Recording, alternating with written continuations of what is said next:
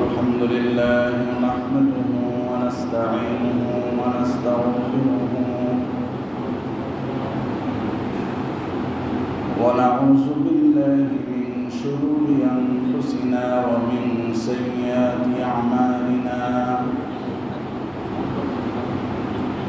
من يهده الله فلا مضل له ومن يضلله فلا هادي له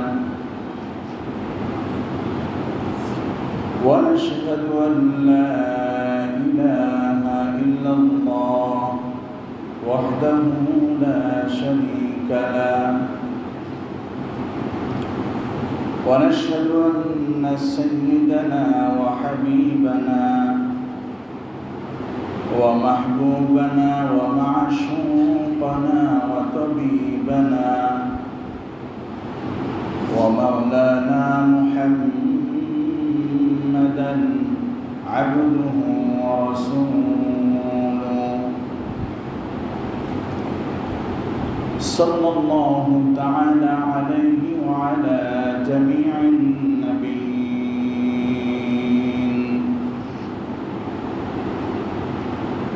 وعلى آله الطيبين وأصحابه الطاهرين.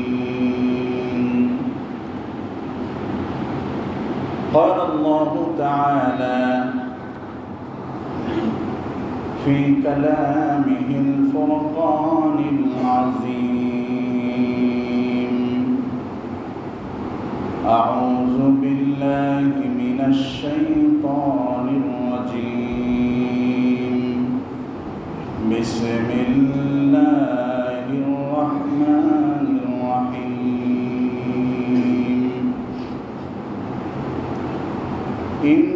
إنما نطعمكم لوجه الله لا نريد منكم جزاء ولا شكورا. صدق الله العظيم. وعن عائشة رضي الله تعالى عنها قال النبي صلى الله عليه وسلم: إن الله حرم الخمر والميسر والكوبا. بارك الله لنا ولكم في القرآن العظيم. أعوذ بالله من الشيطان الرجيم.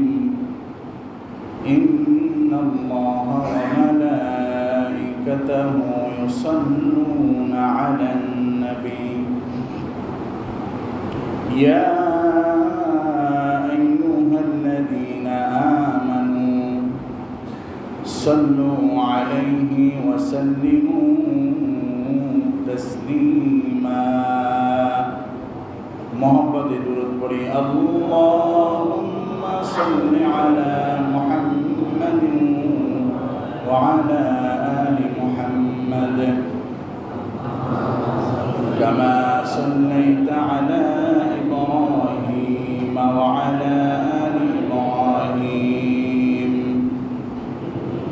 إنك حميد مجيد. اللهم بارك على محمد وعلى آل محمد كما باركت على إبراهيم وعلى آل إبراهيم إنك حميد مجيد. بلغ العلا بكماله كشف الدجى بكماله حسنة جميع خصاله.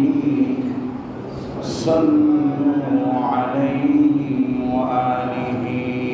آب زمزم فرد بودم آب شورا کی خرم بدشاهی پرده بودم پاسبانی کی بلغ العلا بكماله كشف الرجال من جماله حسنة جميع خصاله صلوا عليه وآله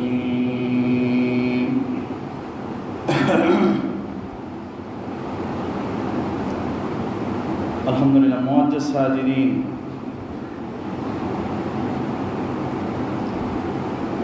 আল্লাহ রাব্বুল ইজ্জাত ওয়াল জালালের দরবারে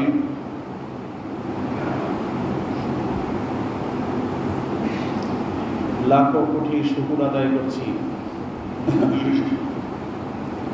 যে আল্লাহ আপনাকে আমাকে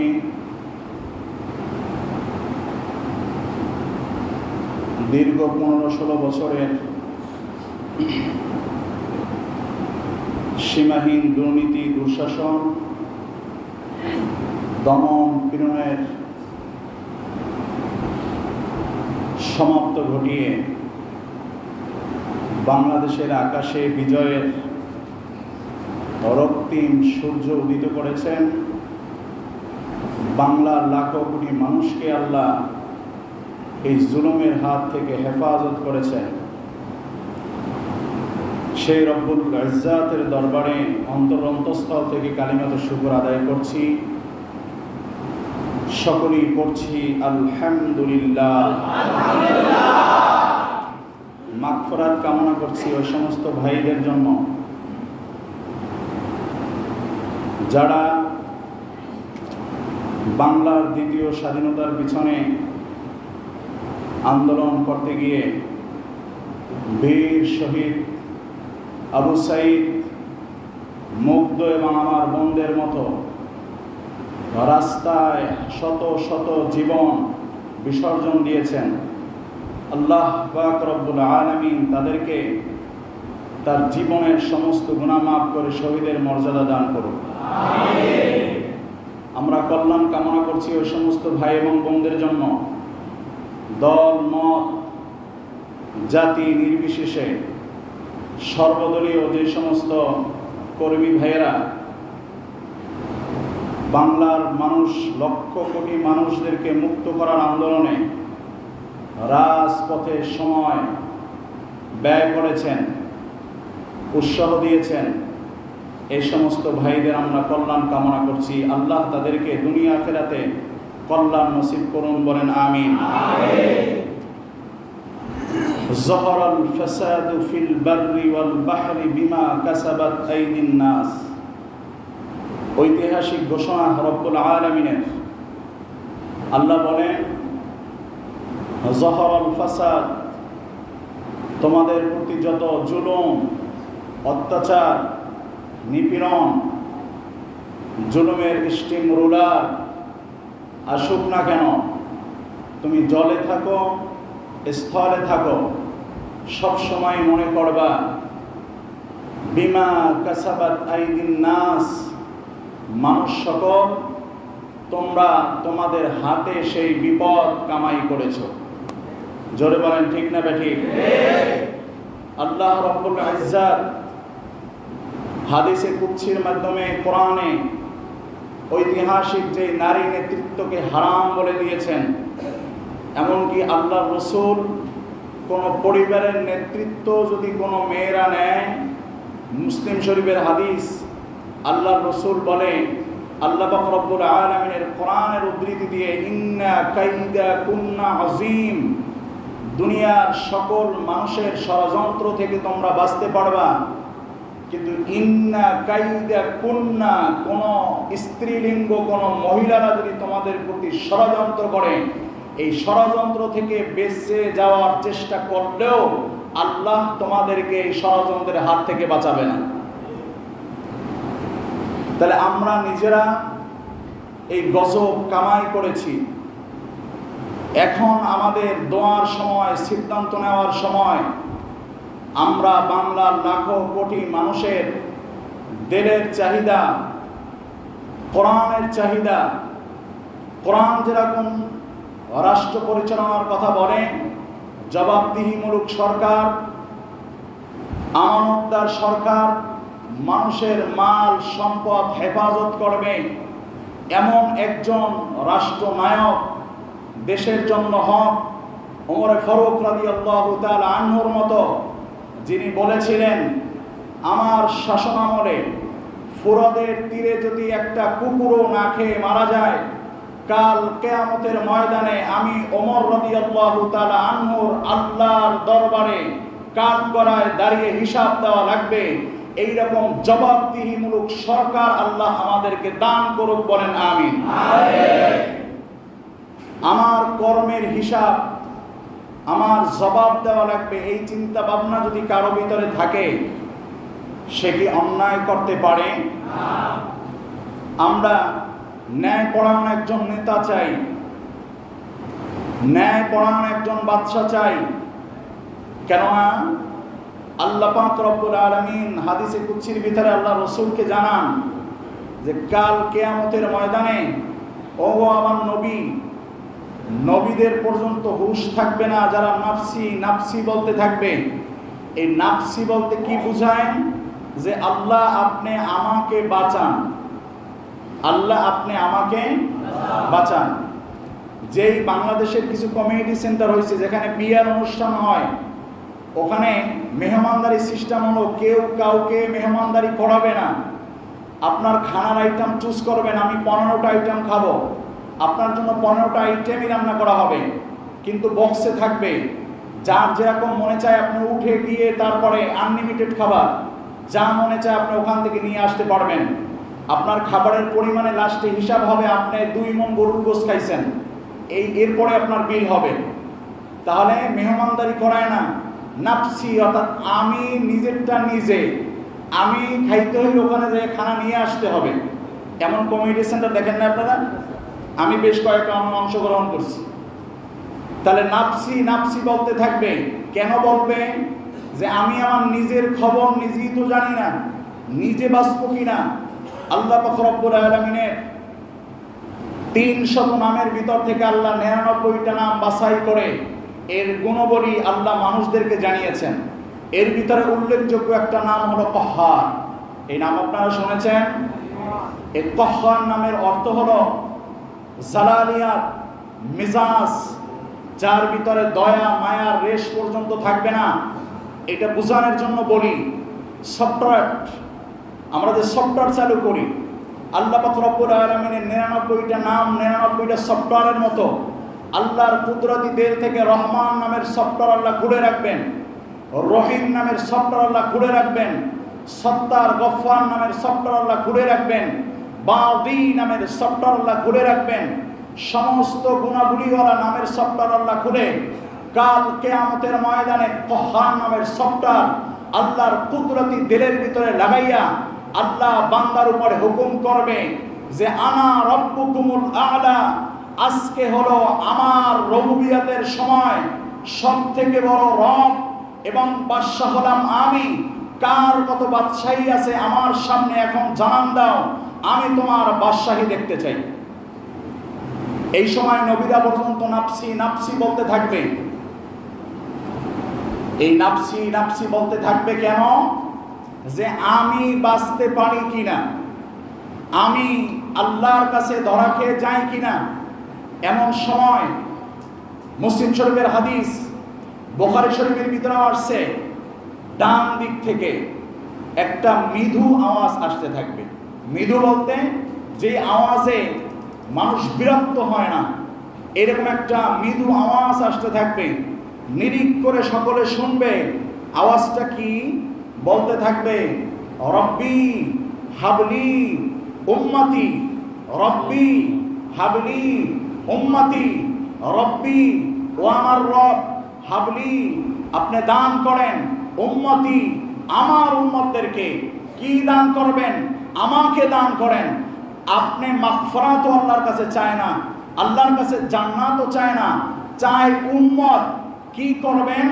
আল্লাহ রাসূল সাল্লাল্লাহু আলাইহি ওয়াসাল্লাম এই যে সময় সিজদায় পড়ে রব্বি হাবলি উম্মতি বলতে থাকবে, নবীরা পর্যন্ত একের পর এক সবাই ডান দিকে দৌড়াতে থাকবে।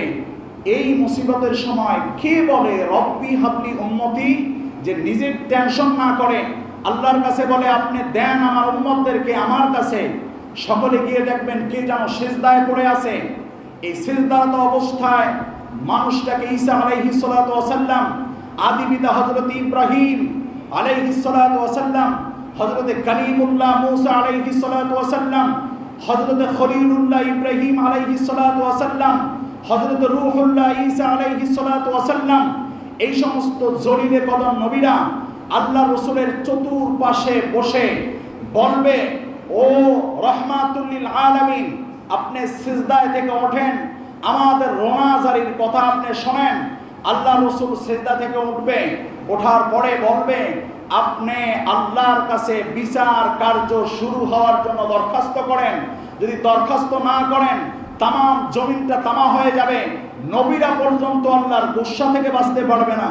আল্লাহ রসুল সাল্লাল্লাহু আলাইহি ওয়াসাল্লাম জমিনের উপরে হাঁটু গেড়ে নিজের জামার আস্তিন আল্লাহর দরবারে জাগিয়ে বলবে, ও আমার রব, আমার যেই উম্মত আরেক উম্মতের প্রতি জুলুম করে নাই, আমার যেই উম্মত আরেকজন উম্মতের মাল আত্মসাৎ করে নাই, আমার যেই উম্মত দুনিয়ায় থাকতে ন্যায় বিচার পরিচালনা করেছে, আমার যেই উম্মত সময় মতো আপনার কুদরতি কদমে সিজদা দিয়েছে, আমার সেই উম্মতগুলিকে আমার এই ঝুলির ভিতরে দেন।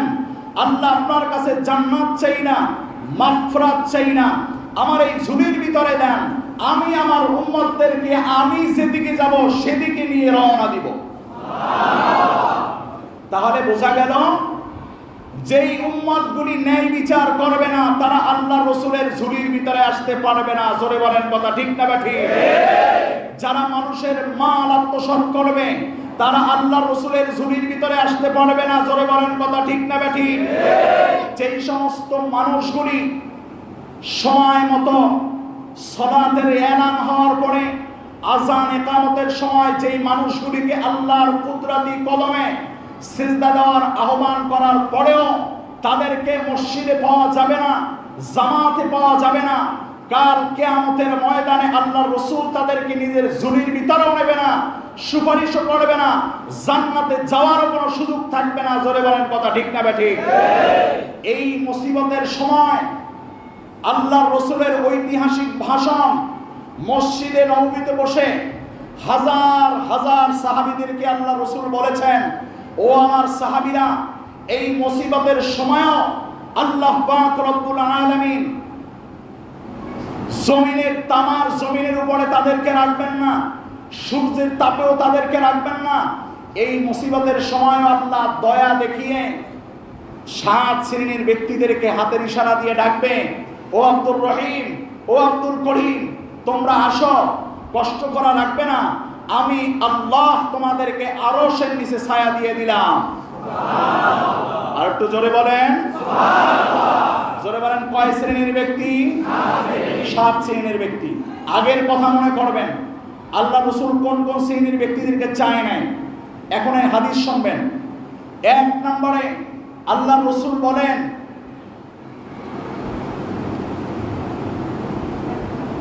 হাদিসের ভিতরে আল্লাহ রাসূল সাল্লাল্লাহু আলাইহি সাল্লাম বলেন, 1 নম্বরে যাদেরকে আল্লাহ আরশের নিচে ছায়া দিবেন, ইমামুন আদিলুন, যেই উম্মতগুলি দুনিয়ায় বসে ক্ষমতা পাওয়ার পরেও ন্যায়পরায়ণ ভাবে, যেই নেতা ওয়ার্ডের মেম্বার, যেই নেতা তোমার ইউনিয়নের চেয়ারম্যান, যেই নেতা তোমার এমপি, যেই নেতা মন্ত্রী, যেই নেতা প্রধানমন্ত্রী, যিনি যত বড় অফিসার হোক, যে পরিবারের প্রধান হোক, যে বাবা যে মা তার সন্তানের সাথে ন্যায় বিচার করেছে, যেই মেম্বার তার ওয়ার্ডের জনগণের সাথে ন্যায় বিচার করেছে, যেই নেতা চেয়ারম্যান তার ইউনিয়নের জনগণের সাথে ন্যায় বিচার করেছে, যেই এমপি তার আসনের সমস্ত জনগণের সাথে ন্যায় বিচার করেছে, ন্যায় ইনসাফ প্রতিষ্ঠিত করেছে, যে প্রধানমন্ত্রী তার রাষ্ট্রের সকল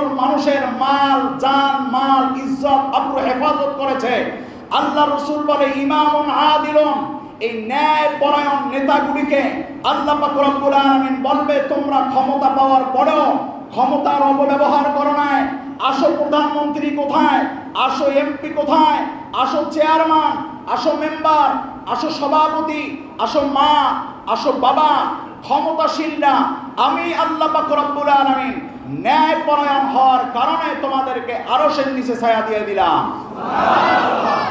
তাহলে আরশের নিচে ছায়া পাওয়ার জন্য ন্যায়পরায়ণ হওয়া লাগবে না মানুষের মাল আত্মসাৎ করলে যা পাওয়া যাবে? ন্যায়পরায়ণ হওয়া লাগবে। তাহলে নেতা হইলেই যে জাহান্নামী, বিষয়টা এমন নয়। সমস্ত নেতারাই যে গম চুরি করে, বিষয়টা এমন নয়।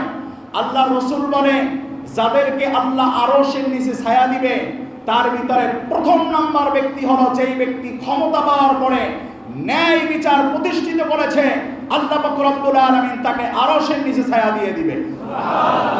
পক্ষান্তরে যিনি ন্যায় বিচার প্রতিষ্ঠিত করে নাই, যিনি মানুষের মাল আত্মসাৎ করেছে, যিনি সীমাহীন দুর্নীতি করেছে, যিনি মদের লাইসেন্স দিয়েছে, যিনি হাজার হাজার কোটি পাচার করার সুযোগ করে দিয়েছে, যিনি তৃণমূল পর্যায়ে একজন নেতাকেও জিরো থেকে হারাম টাকা উপার্জন করিয়ে আঙুল ফুলে কলা গাছ হয়েছে, এই সমস্ত মানুষদেরকে আল্লাহ পাক রব্বুল আলামিন বলবেন সবথেকে নিকৃষ্ট জাহান্নাম, হাবিয়া জাহান্নামের ভিতরে তলদেশে তাদেরকে নিক্ষেপ করো। জোরে বলেন। তাহলে একই নেতা ন্যায় বিচার করলে আরশের নিচে ছায়া পাওয়া যায়, আবার ন্যায় বিচার না করলে জাহান্নামের তলদেশে যাওয়া লাগে। এর দ্বারা কি বুঝলাম? গেল সপ্তাহের আলোচনা, ফাআম্মাল ইনসানু ইযা মাবতালাহু রাব্বুহু ফাআকরামাহু ওয়া না'আমা। আল্লাহ রাসূল বলে, আল্লাহ পাক রব্বুল আলামিন বলেন আমার বান্দাদের ভিতরে যারা ক্ষমতা পায়, ফাআকরামা, যারা সম্মানিত হয়, ক্ষমতা পায়, অর্থ সম্পদের মালিক হয়, তারা মনে মনে বলে ফাআম্মাল ইনসান ইযা মাবতালাহু রাব্বুহু, আমার রব আমাদেরকে ফাআকরামাহু ওয়া না'আমা, আমাদের সম্মান দিয়েছে, মানে আমার রব আমাদেরকে ভালোবাসে, আমাদেরকে অর্থের মালিক বানাইছে, মানে আমাদেরকে আল্লাহ ভালোবাসে, আমাদেরকে ক্ষমতা দিয়েছে, মানে আল্লাহ আমাদেরকে ভালোবাসে। সে নামাজ না পড়ুক, সে আল্লাহর কুদরতি কদমে সিজদা না দেখ, হালাল উপার্জন না করুক, সে মনে মনে ভাবে আমাকে আল্লাহ ভালোবাসে। এইরকম লোক সমাজে আছে না নাই? আছে। মনে মনে ভাবে এই এত নামাজ কইরা করলি কি, জীবনভর তো কামলাই দাও, এত আল্লাহ আল্লাহ কইরা করলি কি, সেই রিকশাই তো চালাও, এত আল্লাহ ভক্ত চিল্লা দিয়া তাবলীগ কইরা হক্কানি পীর মাশায়েখের হাতে হাত দিয়া সুন্নাতি জীবন যাপন করে, কল্লাটা কি এখনো তো সোনের ঘরে থাকো? দেখো আমার দিকে, আমার রব আমাকে কত ভালোবাসে।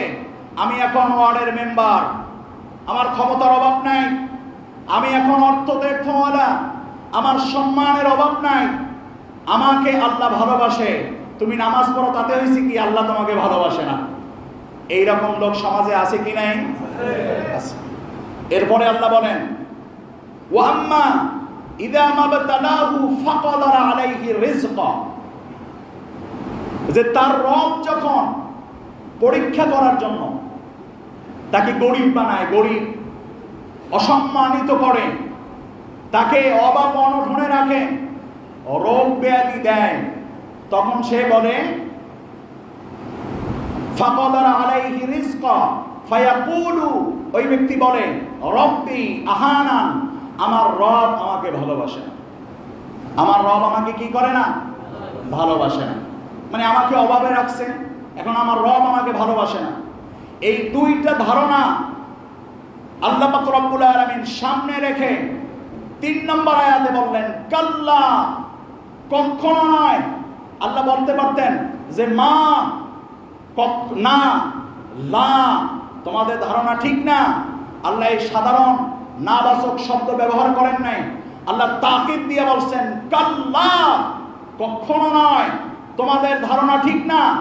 আমি যাকে ক্ষমতা দেই তাকে আমি আল্লাহ ভালোবাসি না। আমি আল্লাহ অর্থের মালিক, ধনী বানাইছি, এইটাই যে ভালোবাসার পরিচয়, এই ধারণা ঠিক নয়। আমি যাকে সম্মান দিয়েছি তাকেই আমি আল্লাহ ভালোবাসি, এই ধারণা ঠিক নয়। আমি যাকে অসুস্থ বানিয়েছি তাকে আমি আল্লাহ ভালোবাসি না, এই ধারণা ঠিক নয়। যাকে আমি আল্লাহ অনাহারে রেখেছি তাকে আমি আল্লাহ ভালোবাসি না, এই ধারণা ঠিক নয়। তবে তোমাদের ধারণা কোনটা ঠিক? যে দেখবা সমাজের ভিতরে বহুত মানুষ বেলালে হাবশির মতো দেখতে ভালো নয়, গলার স্বর কণ্ঠ সুন্দর নয়, মানুষ তাকে এলাকার জনগণই মনে করে না, কোনো শারীর বিচারেও ডাকে না।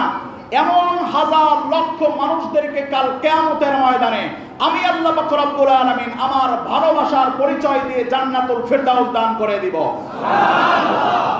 বলে অর্থ সম্পদ, মুফাসসিরিন কিরাম বলে এইটাই যদি ভালোবাসার নমুনা হতো, তাহলে আল্লাহর ভালোবাসার তালিকায় যে সমস্ত মানুষরা রয়েছে এদের প্রথম কাতারে যার নাম আসতো তার নাম হলো কারণ, তার নাম হলো হামান, সাদ্দাত। এদের নাম আল্লাহর ভালোবাসার তালিকার প্রথমে চলে আসতো। কেননা আল্লাহ পাক রব্বুল আলামিন কারণকে যেই পরিমাণে সম্পদ দিয়েছিল, পৃথিবীর ইতিহাসে এমন সম্পদের পরিমাণ খুব কম মানুষকে দিয়েছে। জোরে বলেন ঠিক না বেঠিক?